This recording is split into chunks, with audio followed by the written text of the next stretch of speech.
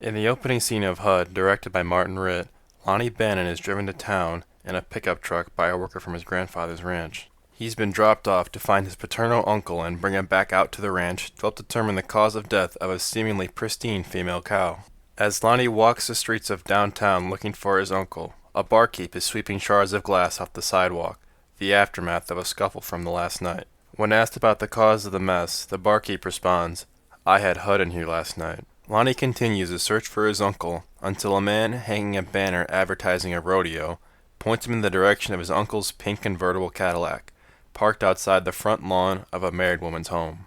After knocking on the door of the house, Lonnie finds a single high heel in the grass and holds the shoe with both hands, studying it worriedly. Yelling out his uncle's name to no response, he reaches over the door of the soft pink caddy and honks its horn, finally summoning his grandfather's only living son.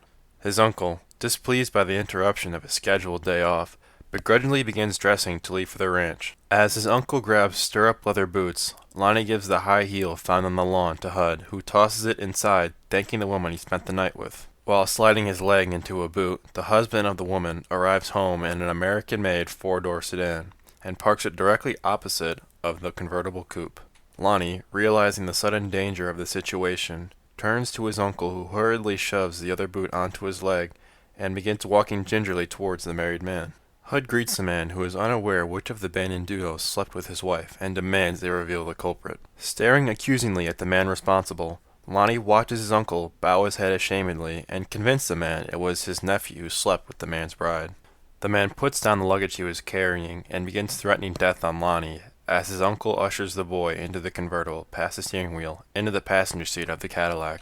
The man, furious at Lonnie, tries pushing past the kid's uncle, who stops him and tells the man beating the boy could hurt the man's diabetic heart. Stepping into the cockpit of the pink drop-top coupe, HUD tells the group he'll beat the kid for his actions before backing his car away from the man's sedan and off to the ranch. Furious at the potential danger he now faces from a false accusation, Lonnie sarcastically thanks HUD for his actions. His uncle assures him that no one in town will believe the man's story, and that Lonnie was in as much danger from the man as he was during the altercation. After Lonnie explains there's trouble on the farm, his uncle presses harder on the gas. The engine revving loud, Lonnie remarks, "Boy, you sure do drive this thing." The caddy catches air slightly while zooming across elevated train tracks and kicks up large trails of dust as they wind quickly up the path to the house. Housekeeper Alma Brown notices the noise and inspects. "That'll be HUD," Lonnie's grandfather, Homer Bannon, remarks. Agitated by the damage to her crops, Alma walks back into the kitchen and says aloud, "Parked right in my flower bed." I wanted to focus on the introduction of HUD because I think it sets up the story and how our main characters function very well. The movie is named after HUD, but it's more about Lonnie's journey into becoming his own person. And this is represented through the modes of transportation that Lonnie takes. Lonnie is driven into town by a worker using his grandfather's pickup truck. The pickup truck and what it's used for is a representation of his grandfather's beliefs and desires for him as a person. The pickup truck is only ever used to go to and from things that are good-natured and wholesome. And in fact, the only time that HUD ever goes into the pickup truck is when his father has a heart attack in the diner, and he goes back with Lonnie to help his father recuperate. The second mode of transportation is walking. When Lonnie gets dropped off to find HUD, he is allowed to walk wherever and do whatever he wants to try and find his uncle. And I think that his grandfather respects his decisions and what he feels is right to do. This is why at the end of the movie, Lonnie walks off on his own. He doesn't take a horse or a vehicle or anything like that. He just wanders off on his own and is trying to find his own path now. And the reason he doesn't accept the ride from his uncle HUD and the pink convertible is that he knows that it only ever ends up bad with HUD. You can't live with him. The pink convertible represents the excess and the indulgence that HUD allows himself to partake in. Before we even meet HUD, we know what kind of person he is. When Lonnie's walking down the main street and he sees the barkeep tells him, "I had HUD in here last night." And the guy hanging the banner points him in the direction, and then he finds the single high heel in the grass of the house. We already know what kind of person HUD is, and before we even see HUD, we see that the pink convertible is parked outside the home of a married couple.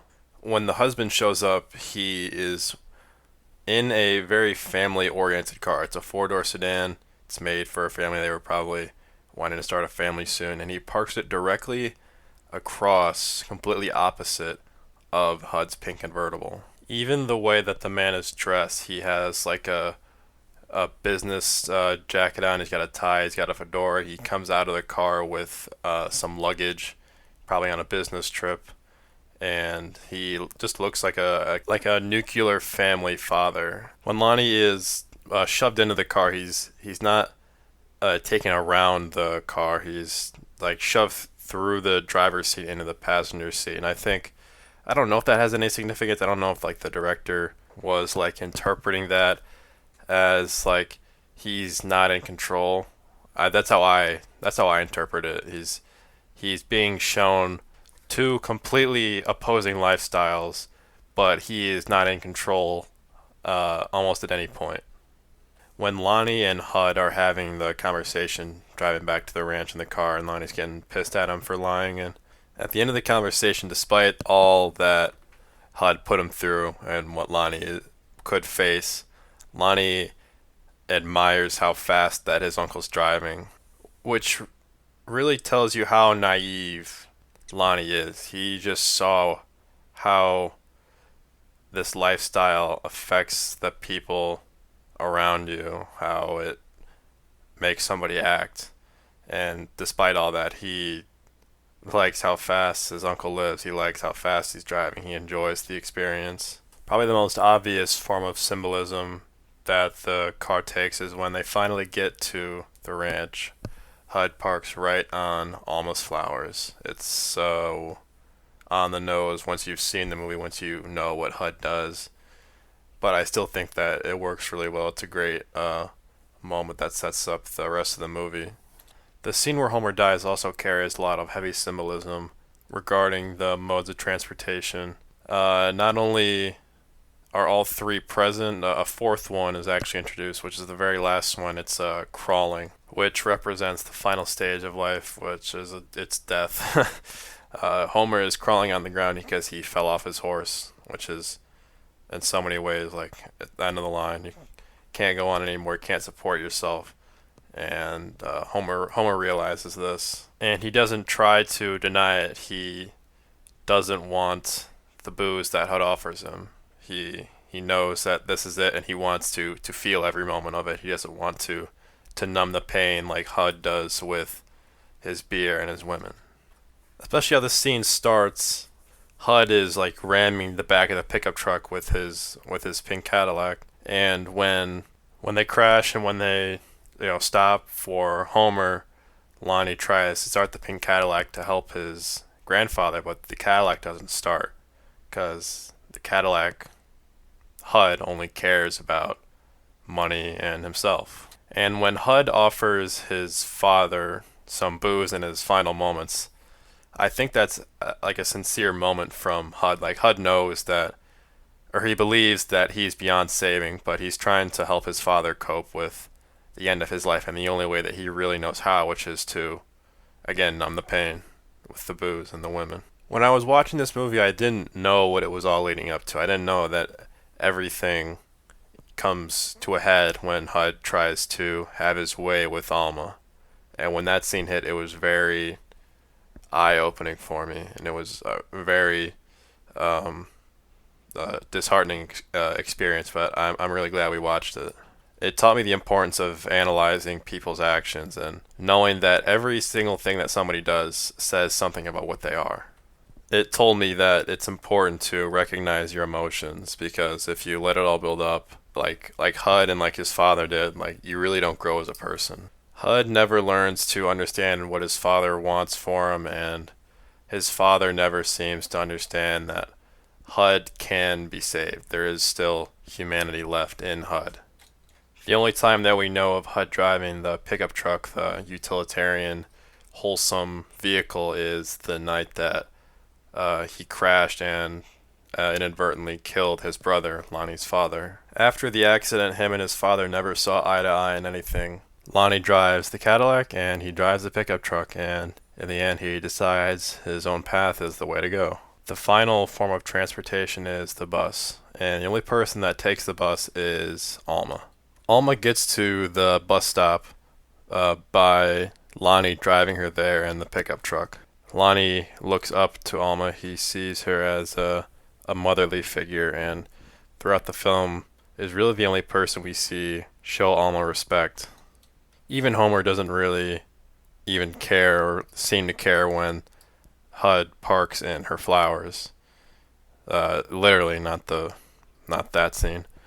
He doesn't care. He doesn't care that he parked in the grass because he's just so used to HUD's behavior. He's become numb to it, and as a result, he now ignores how it affects the people who work for him. As Alma waits for the bus, HUD happens upon her when he's walking to his car. HUD's coming from the lawyer's office with the land deed for the ranch, and he sees Alma, and it's probably the most human moment we see of HUD. He expresses his regret in probably the most sincere way he can, which is to lightheartedly joke about the fact that he tried to rape her.